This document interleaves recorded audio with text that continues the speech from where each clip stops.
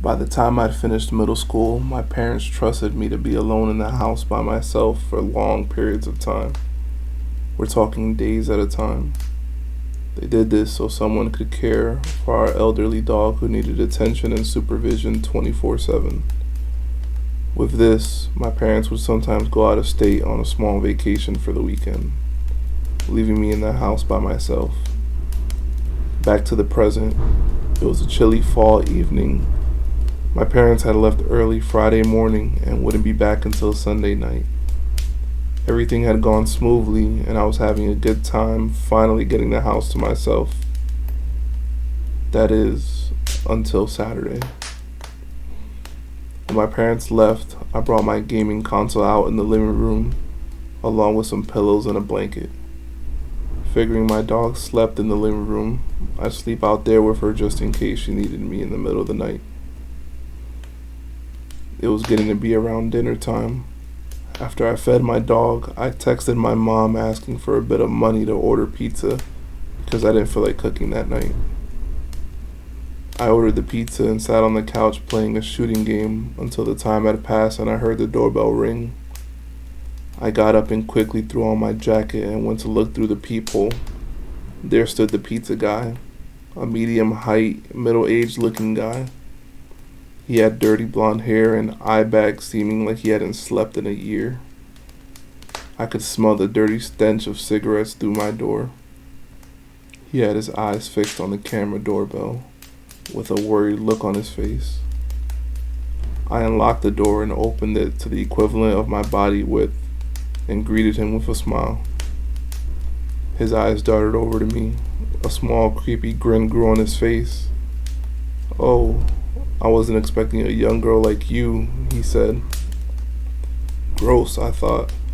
Confused on how to answer, I replied in a quiet giggle. I held out my hands to take my food. "So how old are you?" the man asked, still grinning. "Sorry, man, I don't answer questions like that," I said, even more creeped out than before. He huffed, seeming to get frustrated. I placed a piece of boxes down on the couch next to me and reached into my pocket to hand him the tip.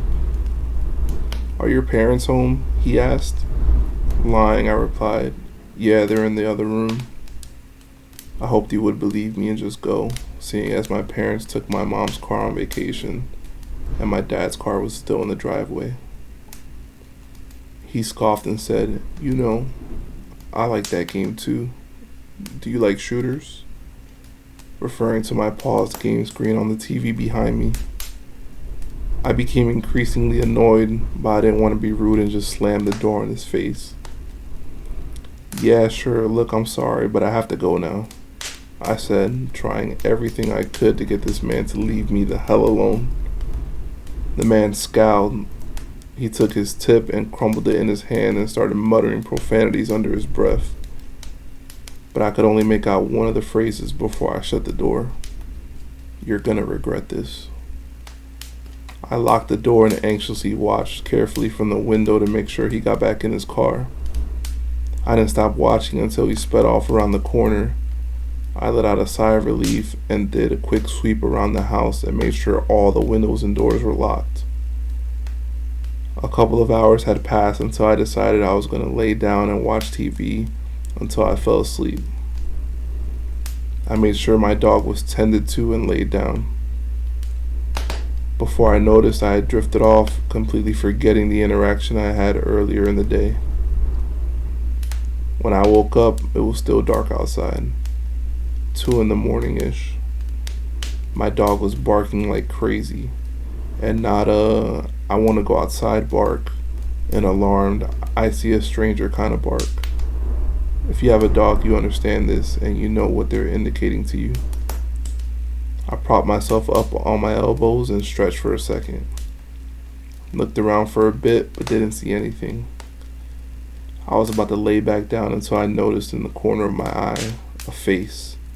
In the window to my right, I saw the same man from earlier, grinning again. He waved at me, still smiling, but looking more sinister by the second. I felt my blood run cold.